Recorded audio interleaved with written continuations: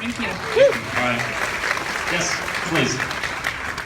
Hi there, my name is Tita, and I have a question for everyone. My question is, what's your go-to karaoke song, and can you sing us a sample?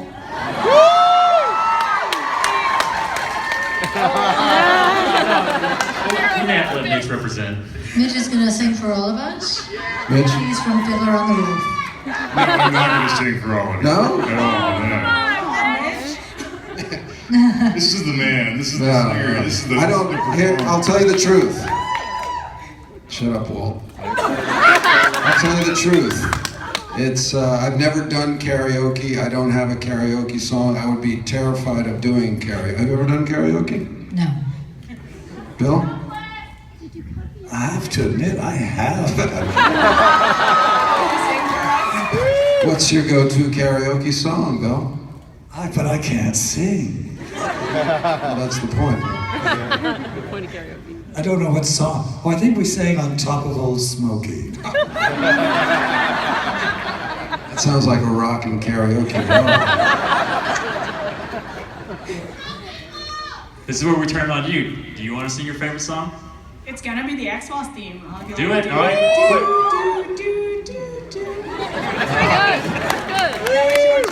Thank you very much. Gotta learn the lyrics to that. Thank you. Yes, please go ahead. Patrick Stewart in Australia for a couple weekends, and we didn't speak to each other the whole time. I was intimidated and shy, and I was waiting for somebody to introduce us, and nobody did. So the last day, as we were leaving, we kind of just like ran into each other face to face, and we kind of just look at each other. He looks at me and he goes, "Yes, well," and he just. Because I was kind of like starstruck, and I was like, you know, I didn't know what I was geeking out. You know, I was doing what you guys do, and I felt like an idiot that I didn't, you know, just say, Sir Patrick Stewart. I didn't do it, and he was waiting, I think, and he just decided, well, this idiot's not going to speak to me, so I'm leaving. That's my answer.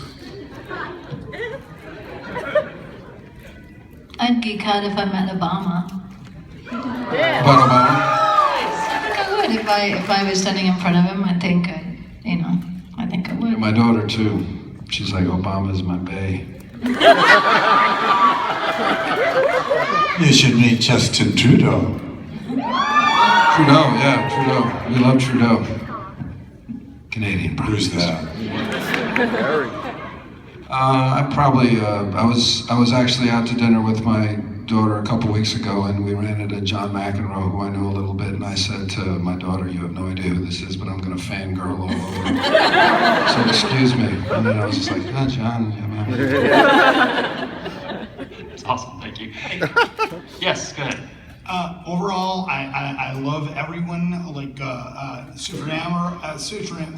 supernatural and animal and stuff like that. But for me, I'm a big fan also. I love the X-Files, but I'm a big fan of Twin Peaks. Any idea? Now, I think it's done already, but they're doing the TV show. Any idea at all for you to their little cameo role or not? For you, it's because you're in it. You're in it, and they're still there. So overall, any idea or not, or you just don't know yet? I feel like I should have my lawyer with me. Actually, it's all very hush-hush. I don't know what I can say, but yeah. Those guys are serious about their confidentiality. Okay, no that. problem. Yeah, you don't want to fuck with them. You don't know what you're treading on. So. No problem. That's it. All right. We'll have you sign an NDA, and then we'll talk about it. Yes, go ahead. David, hi. I'm sure you get asked about the red speedo bathing suit all the time.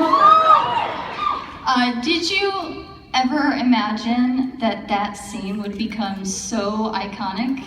And Well, I hoped. how do you feel about that now?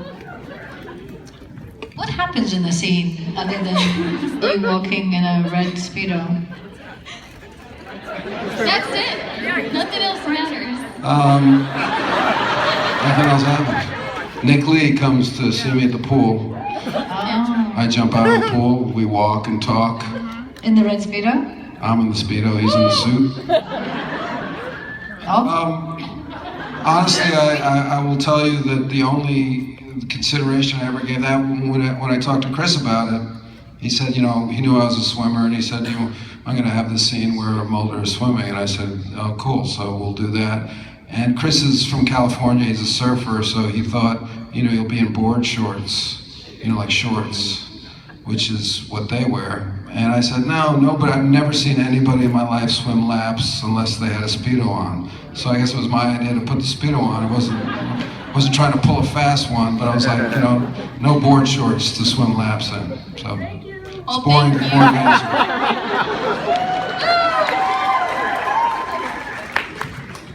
Yes, go ahead. Hello, I wanted to know, on the Revival series, what was set like having two newcomers, Robbie and Mel and Lauren Ambrose? What was set like having two new guys on set? Good question. Yeah, it was strange. It was strange because they looked like mini versions of us, and I think, but it was, and they were a lot more enthusiastic than we ever were. You know, in their desire to do it, and also in their acting style. So it was very interesting. I remember thinking at one point during a scene with Lauren, the way that she was acting was actually how real people would act in that situation. And the way that I was acting was the way one would act in the X-Files in that situation, just because I'd done it for so long, and that there was actually a difference between the two. Yeah, it was educational, but great. They're both very, very sweet, very, very talented young actors. Yes, please. Hi. My question is this. Were either any of you believers in the paranormal and supernatural before you started the show? And was there at any point during the show where maybe it changed your mind? Well, I can speak to that a little bit, I guess, because I never was a believer in the paranormal. And I encountered various situations where people thought, because I was in the show, and not understanding really how our profession works, they assumed I had chosen to be in the show because I believed in all these things. And people would bring me information about Roswell and Area 51. And in Scotland, I was invited to go on a skywalk so I could look at some flying objects. And finally I said, you know, I don't really believe in this stuff. And they said, well, why not? And I said, well, the onus is on you to prove that these things exist. It's not on me. I can't prove a negative. And they said, oh, but we have. And at that point I was stopped because I didn't know what they were offering as proof. So I endeavored to find out. And that took me into meeting an organization called CSICOP, Committee for the Scientific Investigation of Claims of the Paranormal. It's now the Committee for Scientific Inquiry. And they put these things to scientific tests. And I found out what they thought the proof was, what the real situation was, and I became fairly fluent in discussing those questions, and I actually made some money going around the colleges and talking about it. So that's my story.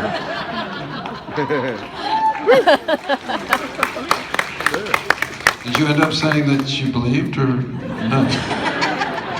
Just that you got paid to pretend like you believed. I got paid to believe. I just worked out. All right, thank you. Yes, please go ahead.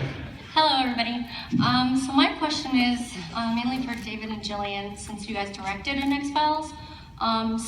Given that was some of your first experiences, and you've got a wealth of knowledge since then, what are you planning, or hopefully, I'm hoping, are you guys planning on directing in season 11, and hopefully Season more? 11?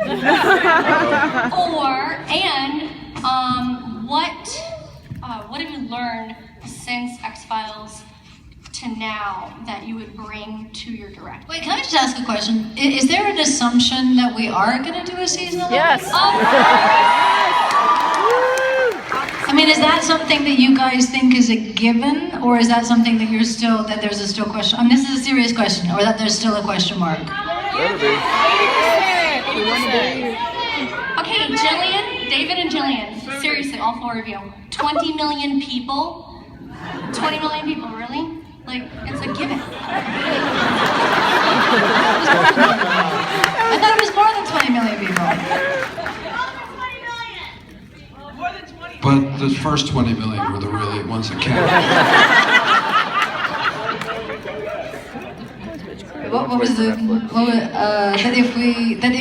If you direct in season 11, hopefully I will. that if there's a season 11, will we direct? Is that the question? Yeah. And what will you... If there's a season 11, and if you direct in that hypothetical season 11, will you direct, if you direct, any differently than you directed before when you actually did direct?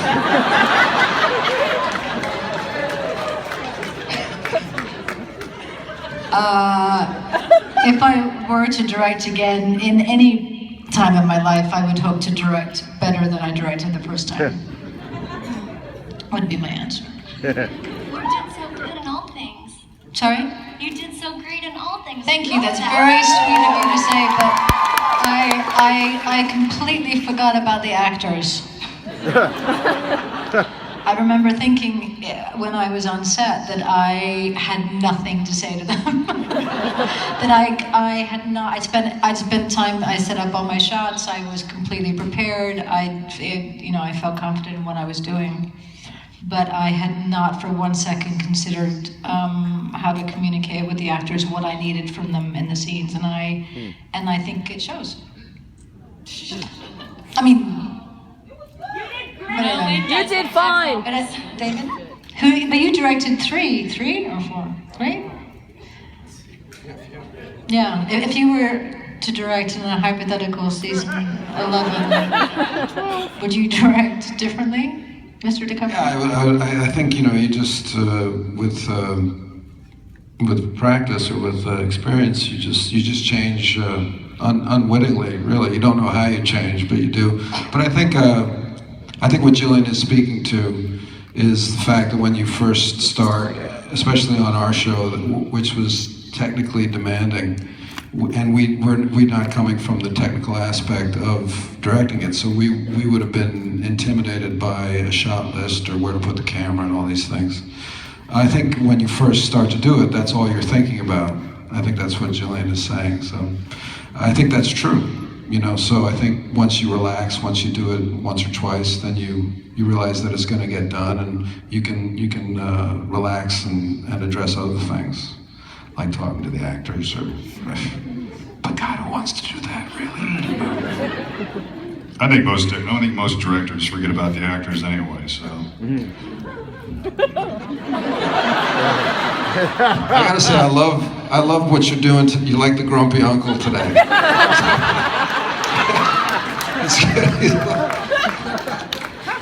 What is that? I mean, wouldn't that be that? Yes. It's my experience. Most television directors don't. It's about the shot. They don't really. I don't think they really know how to deal with actors. So that's. But in fairness, Kim Manners, I think, was an exception.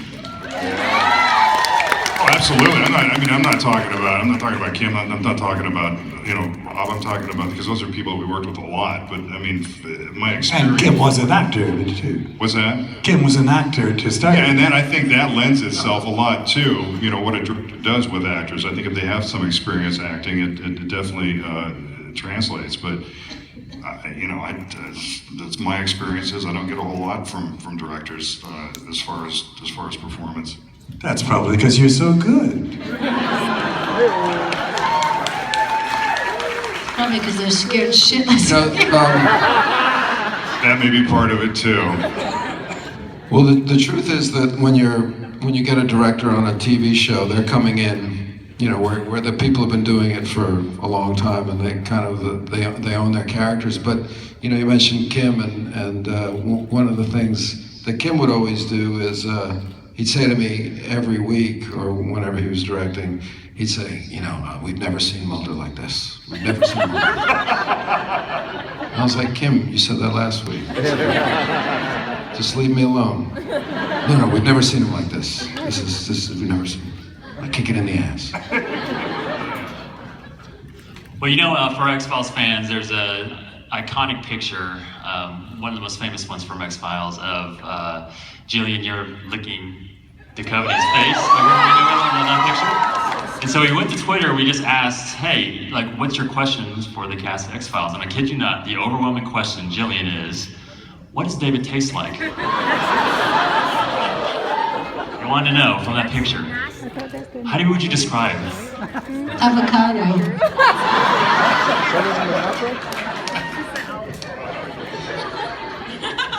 It would taste like chicken, but he's vegetarian.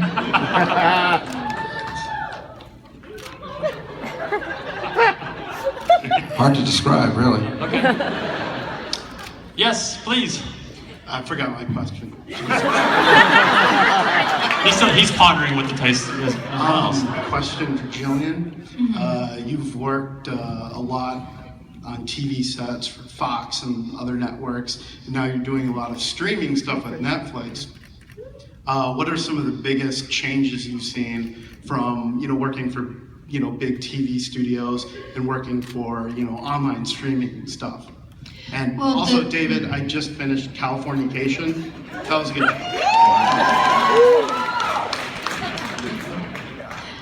Motherfucker.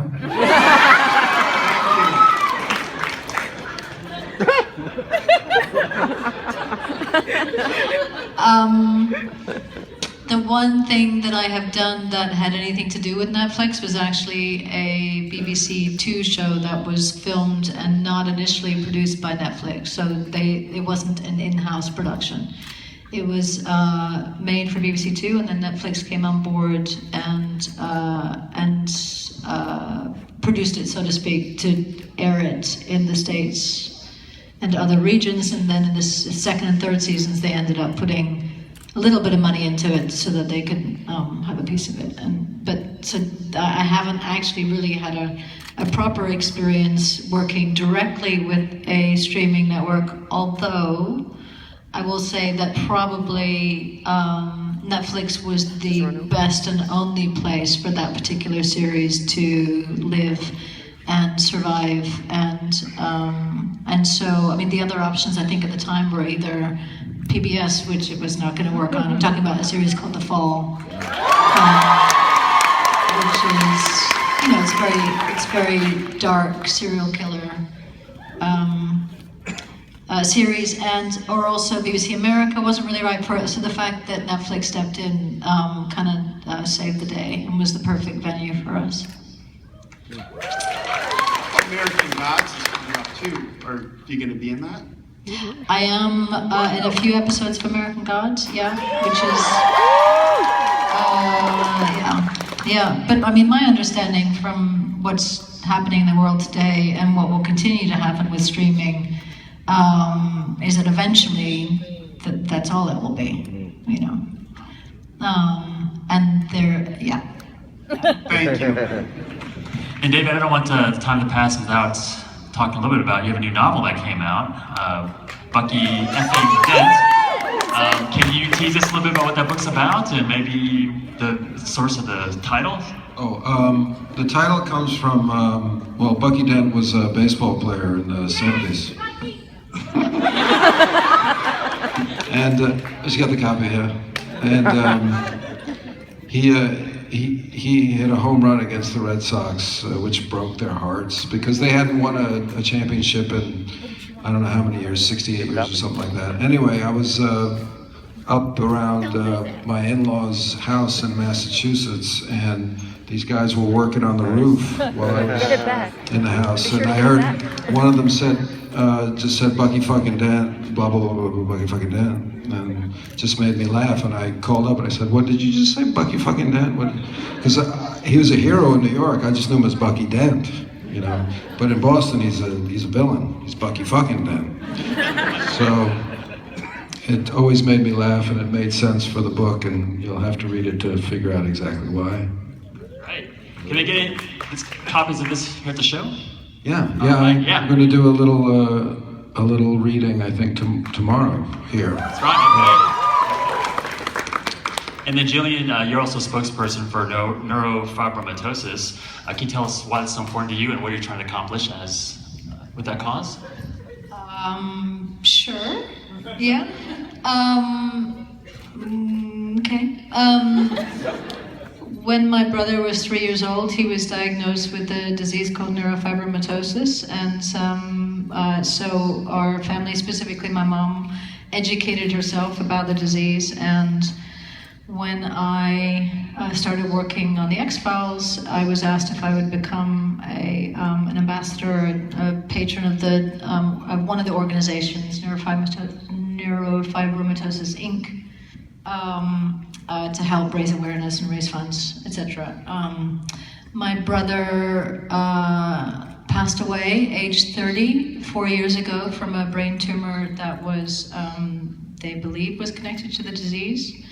And I continue to do work in support of the charity and raise money for it. It's a neurological disease that affects the nerves in the body and manifests in cafe au lait spots and tumors and learning disabilities and sometimes blindness and various other forms can manifest. Anyway, he had a very, very mild form of it, and there were no real signs of it beyond the cafe au lait spots until the brain tumor was discovered. So yeah, that's why. Thank you so much for raising awareness with that. Unfortunately, we only have time for one last question, so we're going to go over here, so make it a good one. It's not that good, but my question we're going to go over here. My question's for Gillian, I guess. I've had the privilege to be able to interact with all you guys at different conventions, but I was just wondering if Hannibal reconvenes, will you be a part of it? And I wanted to show you my tattoo. I got a badass tattoo of Mulder. I'm going to put all of you on my arm, but either way, my question Don't. Just stop. I'm a sufferer of my generation. But anyway, that's my question. About Hannibal. What was the first question? Oh, Hannibal. Will you be a part I of don't it think, if Brian's a busy guy. I know, that's what He's a really busy guy. I mean, but I don't know, there could be things percolating that I have no idea about. I don't know. Don't know. I don't know. All right. I don't know. And in a minute, I'm gonna auction off this T-shirt. Yeah.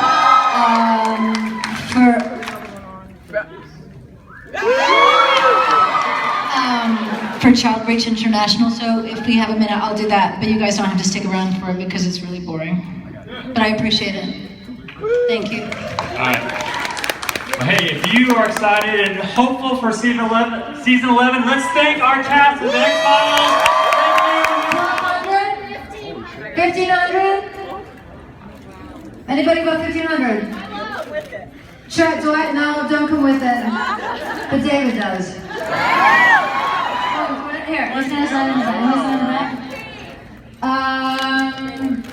What do we got? 1,500? Anybody about 1,500? You can come backstage and meet us, and we'll give you a hug. No, she's actually going to take it off right here. So come on, guys. Will you sign it too? Will you sign it too? How much is it? Anybody above 1,500? Oh, you got a 16 over here. It's 1,600? 1,700? We've got a 17 over here. Sorry, 18? Sorry? 18? 2,000? Anybody above 2,000? It's going. It's going to walk off the stage. Anybody above 2,000? Smells real right. 2,000? 2,100? 2,200? No? Anybody above 2,200? What? 2,300? 2,400?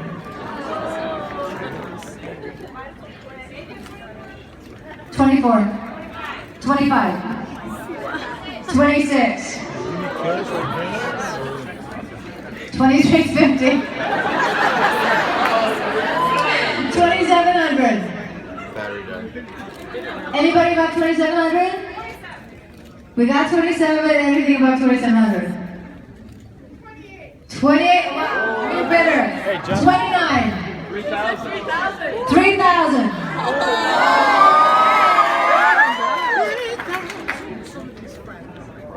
Anybody about 3 grand? Sounds like she's got it.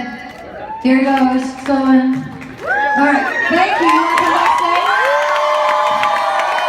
Hey, Chuck. Oh, Sharky.